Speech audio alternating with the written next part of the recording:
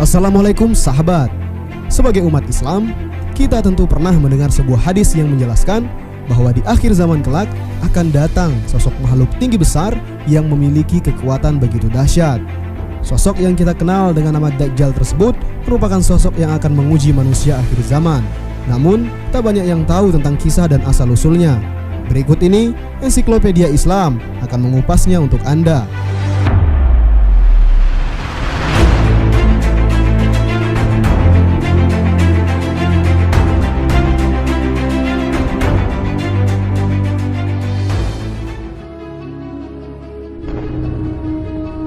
Saat ini, kita tahu bahwa Dajjal dipenjara dan dirantai di sebuah pulau asing dan dijauhkan dari keramaian dan hiruk-pikuk kehidupan umat manusia. Ia tidak akan pernah bisa lepas dari penjara tersebut, karena selain dirantai, ia juga dijaga oleh seekor binatang besar bernama Al-Jazazah. Ia baru akan dilepas dan keluar dari pulau tersebut jika Allah sudah menghendakinya. Untuk pembahasan lengkap tentang Dajjal yang dikurung di pulau misterius, silakan Anda tonton video kami sebelumnya.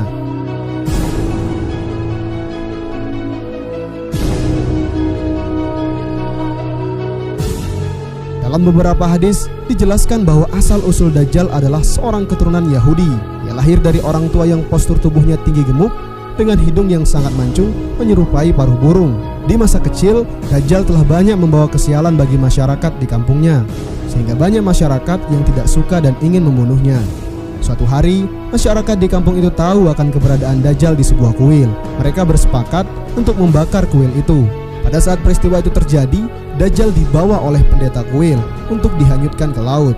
Ketika di laut inilah Allah memerintahkan malaikat Jibril untuk menyelamatkan Dajjal dan diletakkan di benua Antartik di sebuah gua. Kemudian selanjutnya malaikat Jibril membawa Dajjal ke sebuah pulau kecil dan dijaga oleh seekor binatang bernama Jazazah yang bisa berbicara bahasa manusia. Jibril menyuruh binatang itu menjaganya sejak kecil, kemudian memberinya makan, dan jika anak itu bangun, maka agar memberitahukan asal-usulnya serta mengajarkannya prinsip-prinsip kehidupan. Dajjal kemudian dirawat oleh binatang itu dengan penuh kasih sayang, dan Jibril sesekali datang menengok anak itu, sehingga pada suatu saat di usianya yang ke-7, dia bangun dari tidurnya. Dia keluar dari gua tempatnya berteduh dan bertemu dengan binatang yang mengasuhnya. Pertama dia takut, tapi kemudian binatang itu mengajaknya berbicara. Engkau adalah anak kecil yang diselamatkan oleh malaikat Allah, yaitu Jibril. Ketahuilah tentang asal-usulmu. Jibril menyuruhku untuk memberitahumu bahwa engkau adalah anak yang disayangi Allah dan diberi kehendak bebas untuk memilih jalanmu. Jika engkau mengikuti jalan Jibril dan para nabi, maka engkau akan menjadi orang yang mulia, raja yang hebat di muka bumi ini. Dan jika engkau mengikuti jalan iblis, maka engkau akan menjadi pendurhaka yang akan dikutuk oleh makhluk seisi bumi, karena engkau akan berbuat kerusakan yang besar dan jahat tiada tara. Dajjal kecil kemudian membalas, apa buktinya bahwa engkau berbicara benar?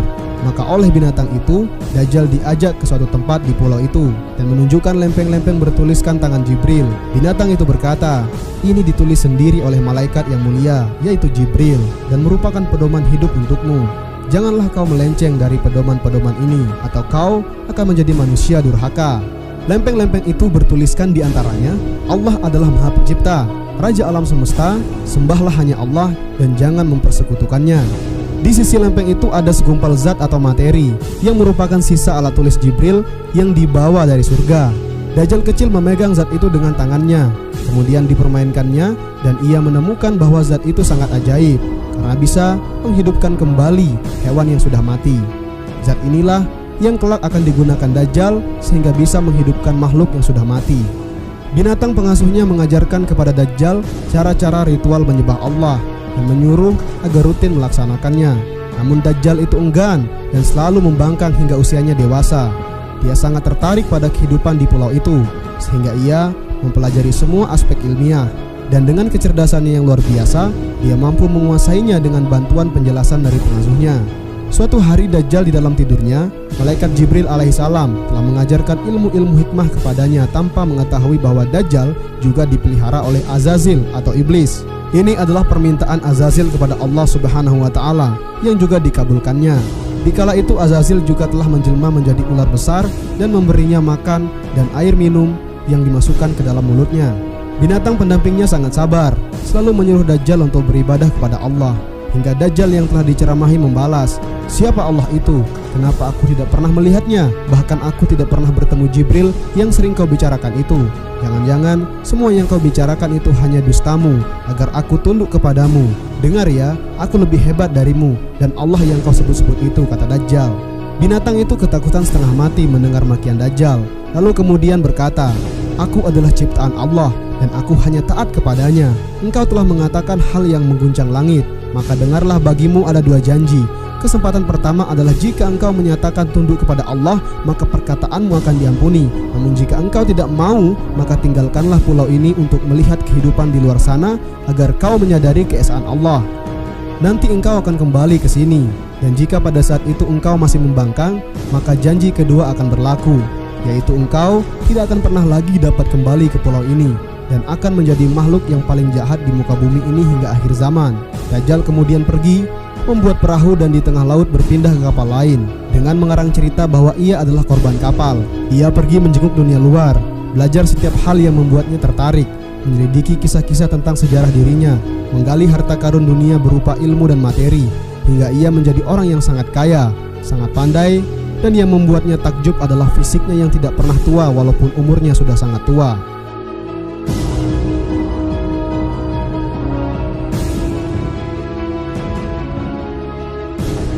Negeri pertama yang disinggahi Dajjal pada usianya yang ke-20 adalah Yaman.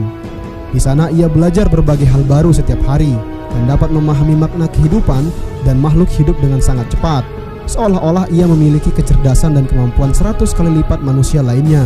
Setiap orang yang mengenalnya merasa kagum pada kekuatan, kemampuannya yang besar, dan keajaiban dalam kecepatannya berpikir.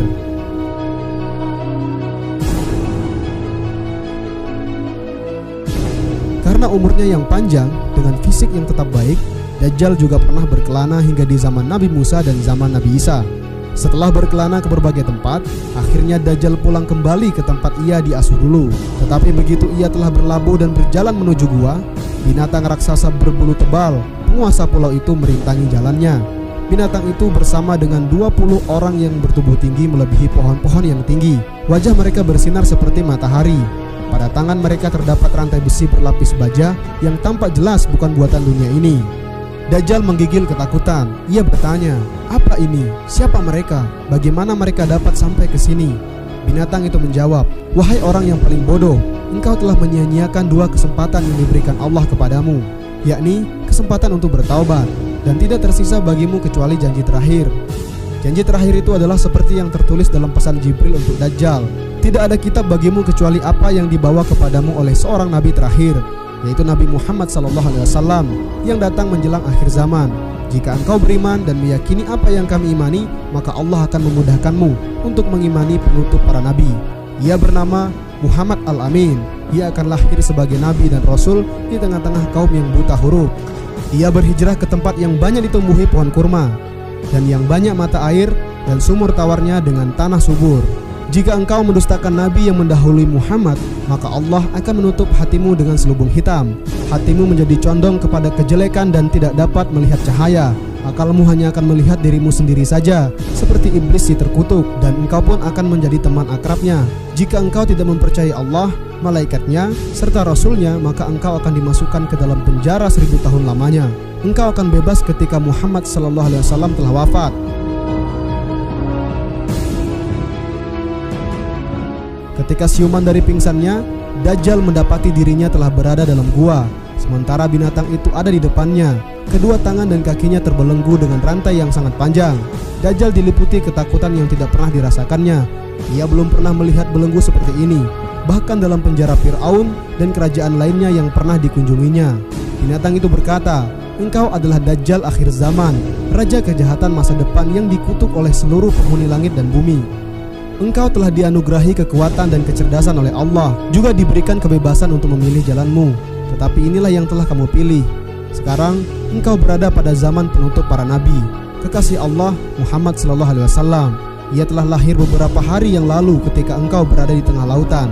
Engkau berada di penghujung akhir zaman di bumi. Janji Allah telah datang pada masanya."